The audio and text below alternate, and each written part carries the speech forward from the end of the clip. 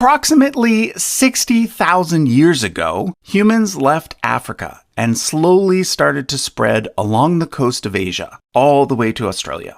At this point, the water level was lower, and Sri Lanka was connected to the continent via a land bridge, so no boats were necessary for humans to arrive there. In fact, the earliest skeletal remains of our species ever found in Asia, outside of the Middle East, were actually discovered in Sri Lanka. That specimen is known as Balangoda man, and he is thought to have lived around 38,000 years ago. But let's zoom ahead to the year 3000 BCE, which is when the first human civilizations started to appear in places like Egypt, Sumer, and the Indus Valley. At this point, the inhabitants of Sri Lanka were still living as hunter-gatherers, although there is some evidence of cereal cultivation and possibly even trade with Egypt. For the next 2,000 years, many urban civilizations would come and go in the Middle East. In North India, the Indus Valley civilization would eventually be replaced by Vedic culture. And in South India, a unique Dravidian culture emerged, which started to have contact with the inhabitants of Sri Lanka. We know this because during this period, South India and Sri Lanka shared the same pottery, customs, and even a proto-writing system. Some claim that these symbols represent a missing link between the earlier Indus Valley script and the later Brahmi script. But so far, nothing conclusive can be said.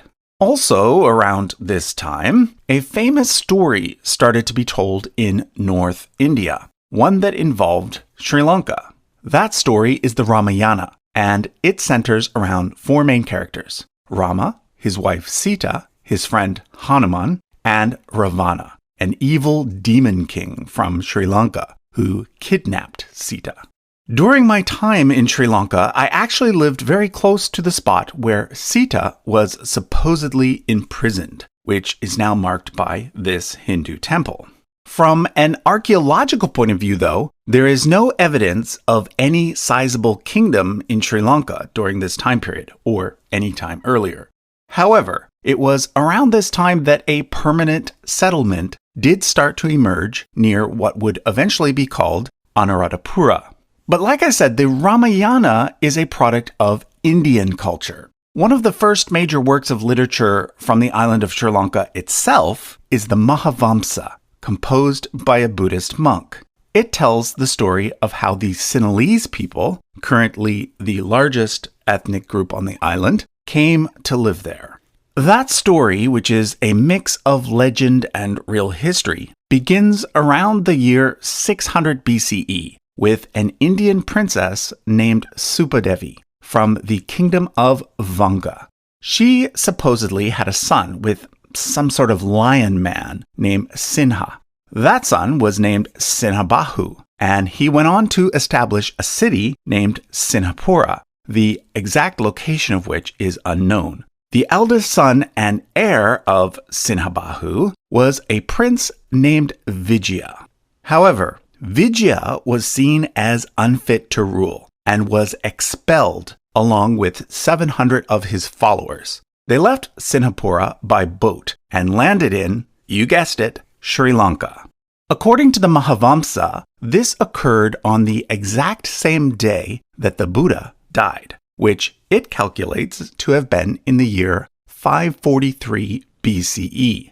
As the legend goes, when the Buddha reached heaven, he asked the gods to protect Vijaya so that Buddhism could eventually flourish in Sri Lanka through Vijaya's descendants. Let's now switch to a map of Sri Lanka for the rest of the video. According to the Mahavamsa, Prince Vijaya landed near Mannar and called the island Tambapani, which is supported by the fact that the Greeks called Sri Lanka Taprobane. According to the Mahavamsa, when Prince Vijaya arrived, the island was inhabited by people called the Yakhas and Nagas. The Yakhas may have been the ancestors of the same indigenous tribe that still lives on the island today. These people are known as the Vedas, and their current population is around 3,000. The Nagas were probably South Indian traders who had migrated to Sri Lanka prior to Prince Vijaya. In any case, according to the Mahavamsa, Prince Vijaya and his followers ended up becoming the dominant group, establishing the kingdom of Tambapani. Very little is known of this early kingdom, though, and much of its history is thought to be primarily legend. What we do know is that a king named Pandukabaya, who was the grandson of Vijaya's nephew, eventually settled in Anuradhapura, which then became the capital of the Sinhalese kingdom for well over 1,000 years. Starting with Pandukabaya, the kingdom of Anuradhapura developed one of the most complex irrigation systems in the entire ancient world, one that was used and continuously expanded over the next 1,500 years and involved the construction of large artificial lakes. By the time we get to Pandakabaya's grandson, Devanampiya Tissa, we have definitely moved from legend to verifiable history. This is because Devanampiya Tissa reigned in Sri Lanka during the same time that the great Mauryan emperor Ashoka was reigning over most of India.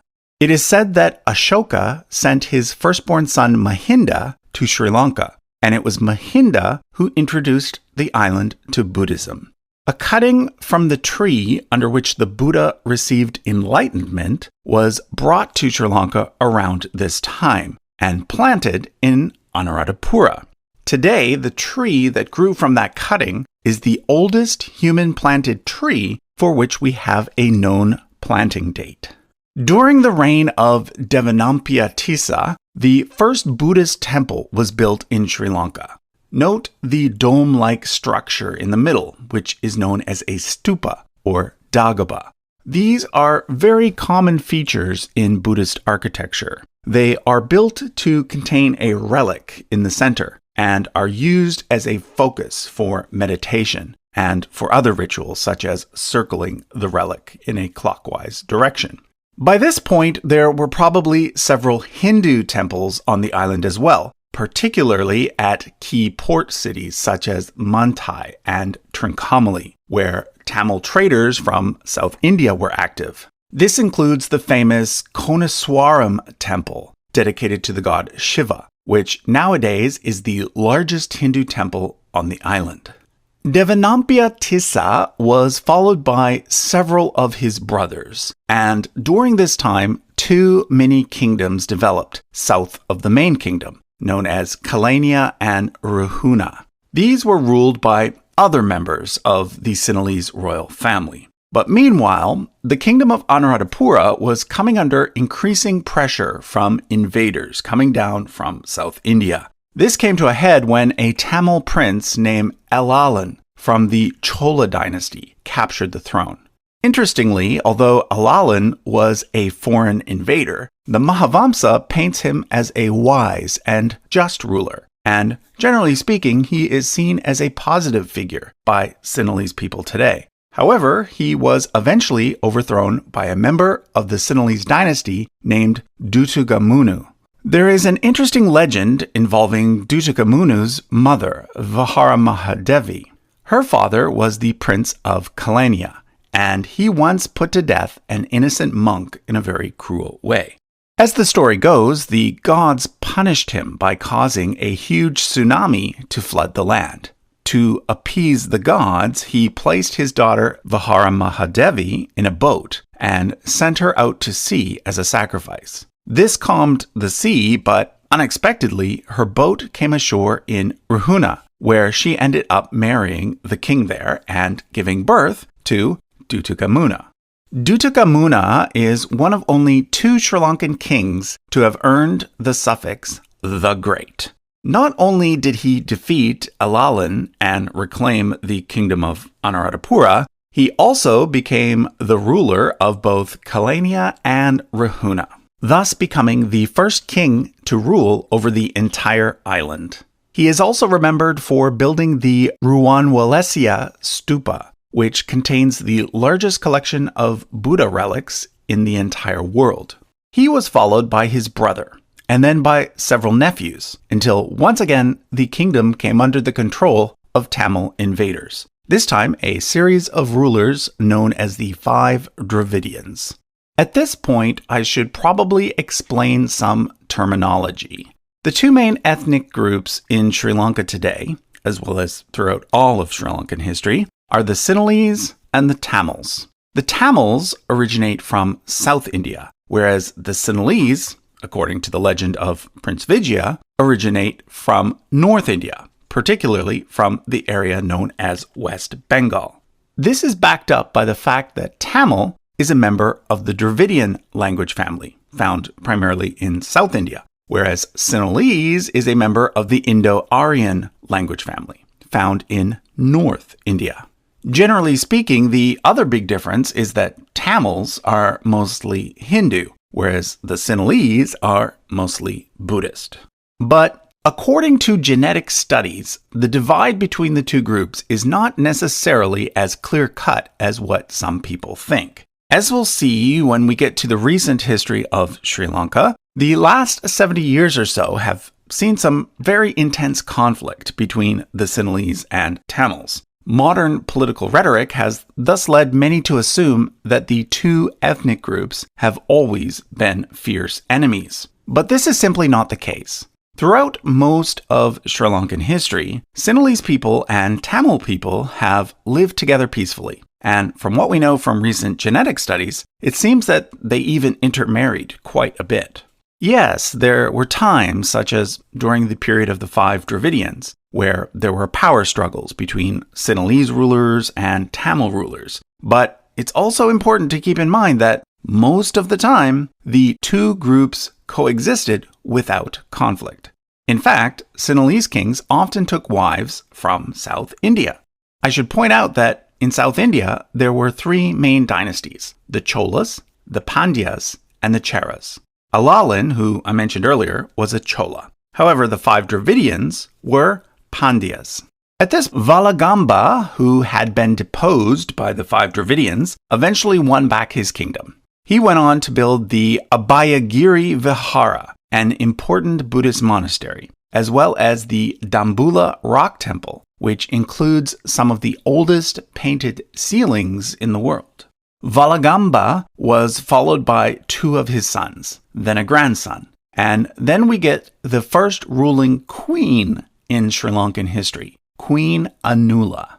The Mahavamsa paints her in a very negative light, claiming that she poisoned at least 6 of her husbands.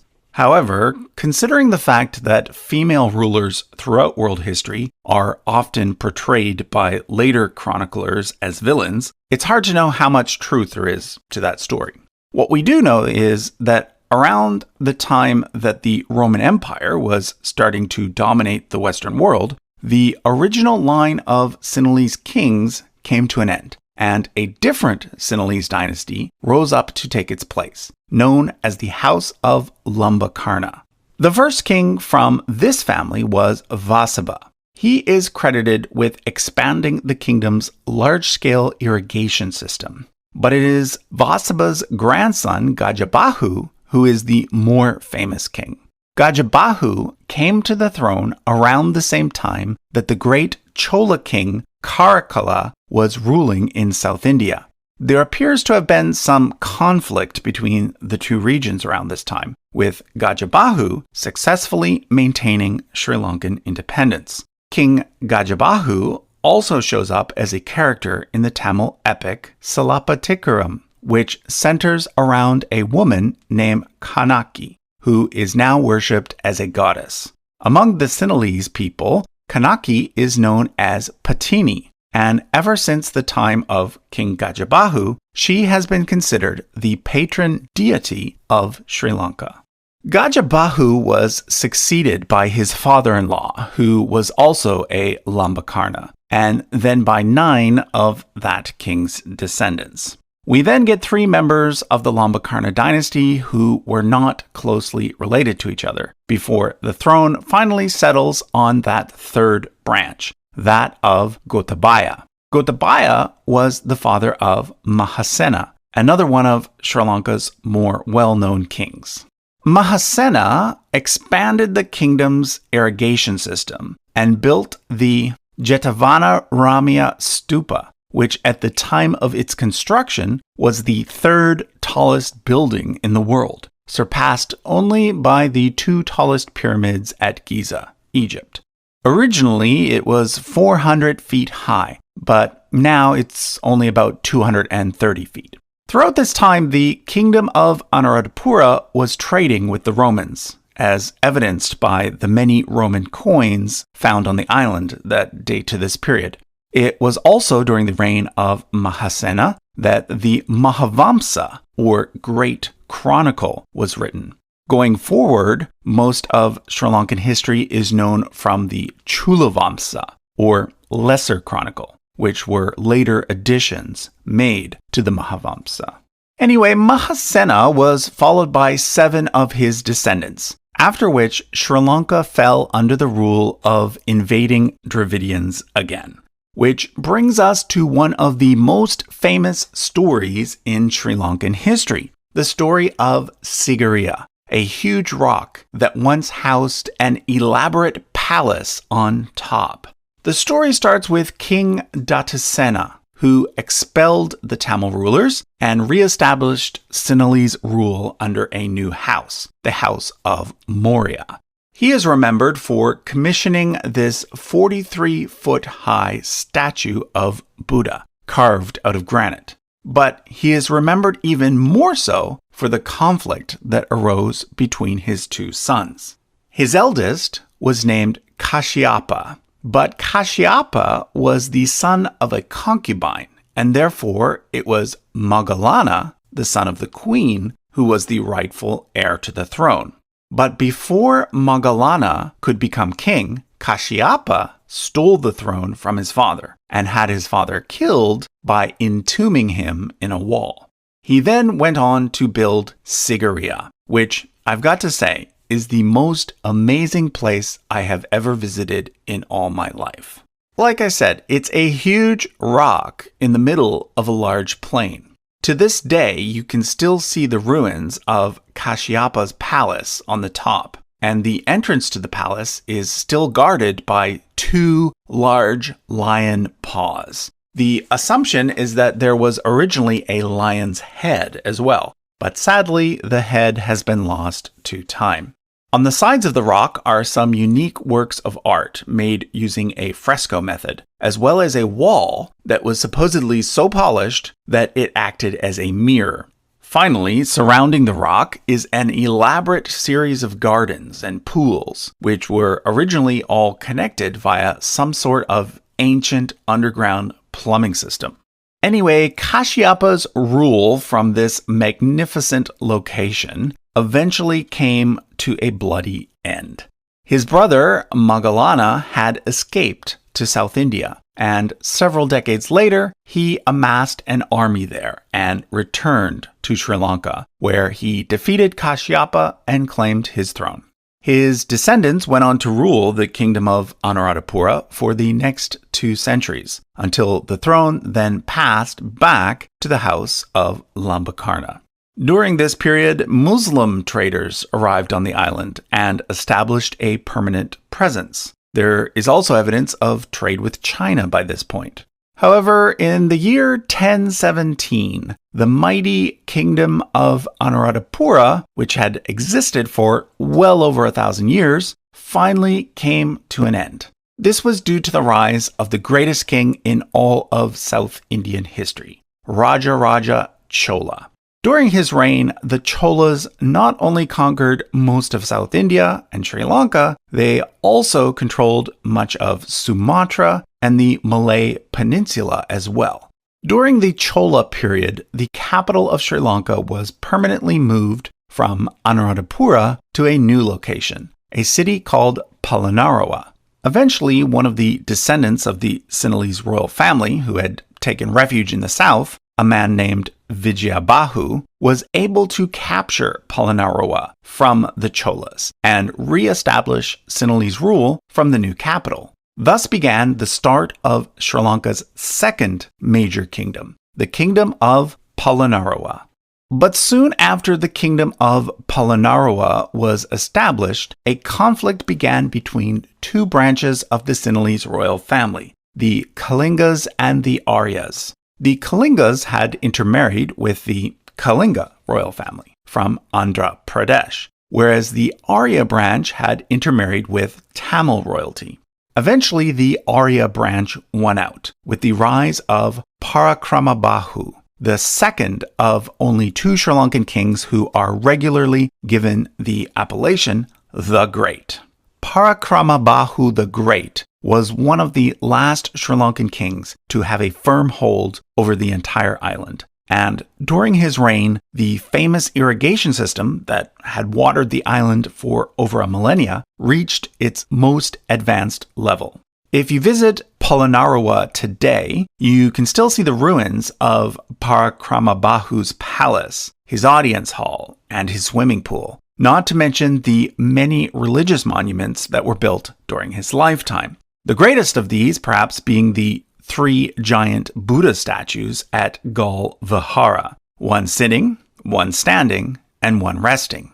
Parakramabahu is also notable for having captured a port city in India and for fighting a war in faraway Burma. After the death of Parakramabahu the Great, the Kalinga versus Arya conflict returned, and the throne jumped around between several different members of the royal family, including Parakramabahu's wife, Queen Lilavati. Another ruler worth noting from this period is Nisankamala. He is credited with commissioning this 26-foot-long stone tablet, which serves as an excellent example of the Middlese Sinhalese script. Note that while the Sinhalese language is of northern Indian origin, the Sinhalese script is of southern Indian origin and has many similarities to the ancient Tamil script. The curvy nature of the modern Sinhalese script is a testament to the fact that it was originally written on leaves, not parchment. Curvy lines are less likely than straight lines to tear a hole in a leaf.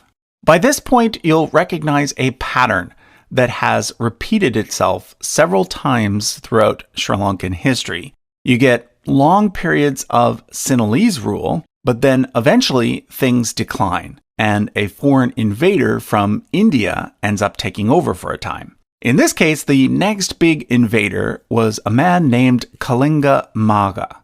But this time, the situation changed for good. So great was the destruction around Anuradhapura and Polonnaruwa that most of the Sinhalese people, along with their royal family, migrated permanently to the south and western parts of the island, where they established a new kingdom at Dambadeniya. And the newcomers from India settled in the far north, establishing their new capital at Jaffna. Thus, there were now two independent kingdoms on the island, the Tamil-speaking kingdom of Jaffna in the north, and the Sinhalese-speaking kingdom of Dambadeniya in the south. The Jaffna kingdom eventually came under the rule of the house of Arya Chakravarti, and the Dambadeniya kingdom came under the rule of the house of Sirasangabo, which traced its origins to King Sirasangabo, who we saw earlier on the chart about 1,000 years back. The Dambadeniya kingdom was the less stable of the two. Because of internal conflict, the capital kept being moved until it finally ended up at Kotte, which is near Colombo, the current capital of Sri Lanka. It was around this time, in the early 1400s, that the famous Ming explorer Zheng He visited Sri Lanka, and a brief conflict ensued between China and Sri Lanka. During the mid-1400s, there was a brief period when the kingdom of Kotte came to rule the Jaffna kingdom. But then, in the early 1500s, two events occurred that severely weakened the Sinhalese kingdom. The first was the arrival of the Portuguese in 1505. They were the first European power to set foot on the island, which they called Ceylon. The The second was an event in 1521, known as the Plunder of Vijayabahu. It is named after the king of Kotte at the time, Vijayabahu VII. Vijayabahu VII had 3 sons by his first wife, but then, after she died, he remarried and had a 4th son. When the 3 older brothers learned that the king planned to make his youngest son his heir, they plotted against their father, having him killed. They then divided the kingdom into 3 parts, each taking a part for themselves. By this point, a 4th Sinhalese kingdom had also arisen, called the Kingdom of Kandy, which was ruled by one of their more distant relatives.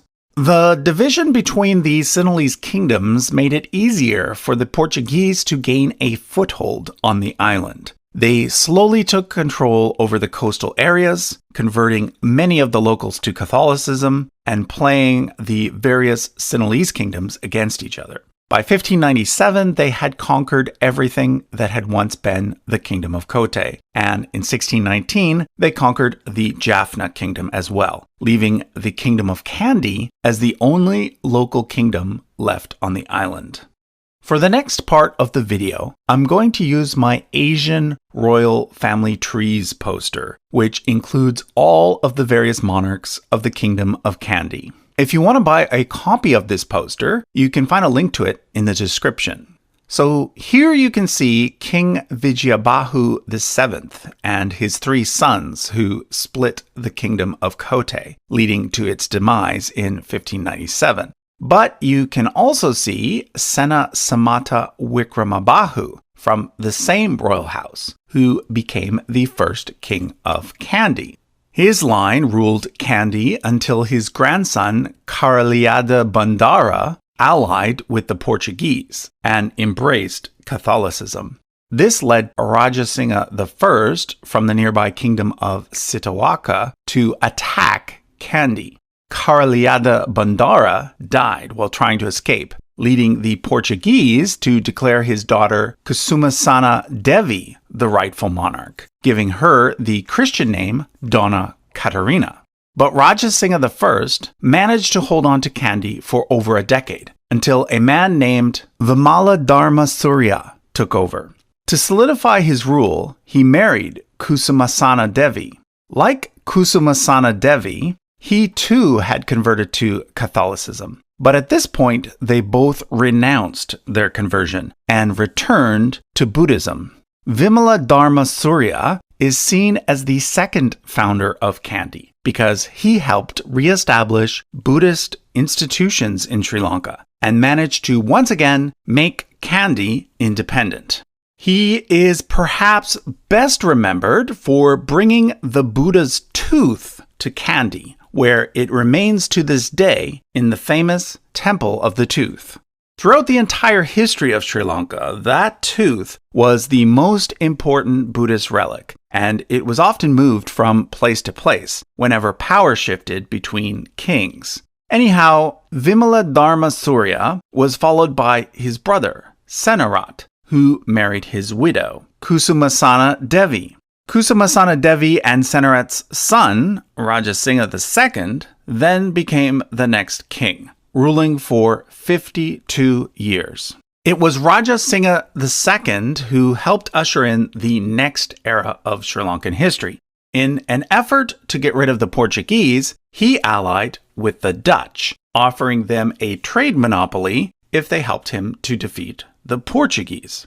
The Sinhalese have a saying for when something goes from bad to worse. They say, it's like exchanging ginger for chili.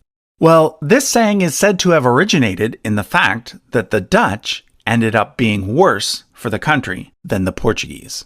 However, although the Dutch controlled most of Sri Lanka, which they called Ceylon, from 1640 to 1796, the Kingdom of Kandy did manage to maintain its independence throughout that entire time. Rajasingha II was followed by his son, and then a grandson. But that grandson failed to produce a legitimate heir, so upon his death, the throne passed to his brother-in-law, who was a Nayakar. The word Nayakar is a South Indian term meaning leader. And in this case, the Kandy Nayakars were the descendants of Telugu nobles who spoke Tamil. So, interestingly, the final 4 kings of the Sinhalese kingdom of Kandy were all Dravidian Hindus, although it should be noted that they were also strong supporters and patrons of Buddhism. This further illustrates the point I mentioned earlier about the various ethnic groups in Sri Lanka living together peacefully most of the time. So first came the Portuguese, then second the Dutch. Well, the third and final colonial power to take control of Sri Lanka was the British. They defeated the Dutch in 1796. Taking control of most of the island, which they, as I keep mentioning, called Ceylon. During the reign of King Sri Wikrama Rajasinghe of Kandy, the British invaders fought several wars against the last remaining Sinhalese kingdom, and finally took control of it in 1815, becoming the first colonial power to rule over the entire island. The 19th century was, of course, the heyday of the British Empire, and Sri Lanka was just one small piece of that gigantic puzzle. During the middle part of the 1800s, British Ceylon became one of the largest exporters of coffee. However, in 1869, a devastating fungus spread across Asia, decimating all of the coffee plants. The plantations in Ceylon therefore turned their attention to the product, which, up until today, is the product Sri Lanka is most known for: tea.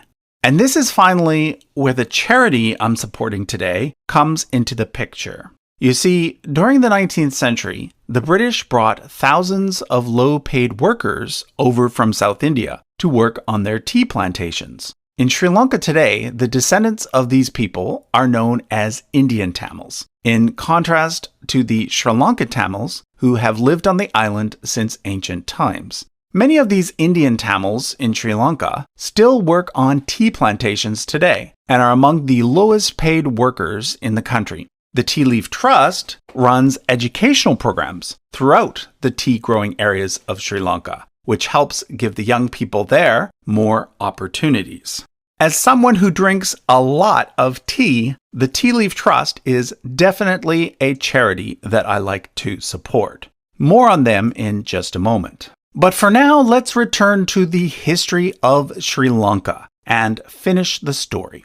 If we zoom ahead to the end of World War II, we come to the period in which many British colonies around the world were achieving independence. For example, India got theirs in 1947, and Sri Lanka got theirs in 1948. But in 1948, Sri Lanka was not quite Sri Lanka yet. It was still called Ceylon, and it still had the British monarch as its head of state. That all changed in 1972, which is when the country officially changed its name from Ceylon to Sri Lanka, and became, for the first time in its history, a republic. But by 1972, tension between the two main ethnic groups in Sri Lanka, the Sinhalese and the Tamils, was already high. During the 1950s, several laws were passed by the majority Sinhalese parliament that ended up putting Tamils at a severe disadvantage, such as one that made Sinhalese the only official language. There were also major anti-Tamil riots in 1956, 1958, 1977, and 1981, in which hundreds of Tamils were killed. During the 1981 riot, the Jaffna Public Library, which had housed one of the largest collections of books and manuscripts in all of Asia, was burnt to a crisp. All of this led to the emergence of several Tamil separatist groups who wanted to create a country of their own in the north and east called Elam. Over time, the separatist group that came to dominate was the LTTE, also known as the Tamil Tigers. In 1983, they ambushed a Sri Lankan army patrol, killing 13 soldiers. the country responded with the largest anti-Tamil riots yet, an event known as Black July. The death toll was estimated to be in the thousands, with injuries and people left homeless numbering in the tens of thousands. Many Sri Lankan Tamils fled abroad at this point, with my country, Canada, actually being one of the top destinations. Others joined the Tamil Tigers because, at this point, Sri Lanka had descended into a full-scale civil war, one that unfortunately lasted for 25 years, from 1983 to 2009. I won't go through all of the sad details, but let's just say that there was a lot of bloodshed on both sides, including several major assassinations by the Tamil Tigers, including that of Indian President Rajiv Gandhi and Sri Lankan President Ranasinghe Premadasa. The Tamil Tigers also became well known for using suicide bombers in civilian areas. For example, in 1996, they bombed the central bank in Colombo, killing 91 people and injuring 1,400, many of whom were left blind. It was just 2 years later, in 1998, that I arrived in Sri Lanka as a bright-eyed young teacher, fresh out of university. My ex-wife and I taught English for a full year in the town of Norelia in the tea-growing region. We decided to return to the country on a more permanent basis just a few years later, in 2002. By then, my firstborn son Moses, who, by the way, runs the YouTube channel Mo Gaming, was with us. And a few years later, my second son was born as well. He was born the year of the Asian tsunami. Anyway, with the help of a few friends, my ex-wife and I started a vocational school called Beacon Hill Academy, which operated for 13 years, 7 of which we served as teachers. We stayed in Sri Lanka until 2009 and were able to witness the end of the civil war in May of that year. It's now been 12 years since the end of that war. The current Prime Minister of Sri Lanka is the man who has dominated Sri Lankan politics for the last 15 years and who has built a cult of personality around himself, Mahinda Rajapaksa. And the current president is his brother, Gotabaya Rajapaksa. So, yeah, Sri Lanka still has a way to go when it comes to being a full democracy. However, since the end of the war, the country has made some enormous strides in terms of increasing its score on the Human Development Index and boosting its economy via mega projects like the Lotus Tower and Colombo's new port.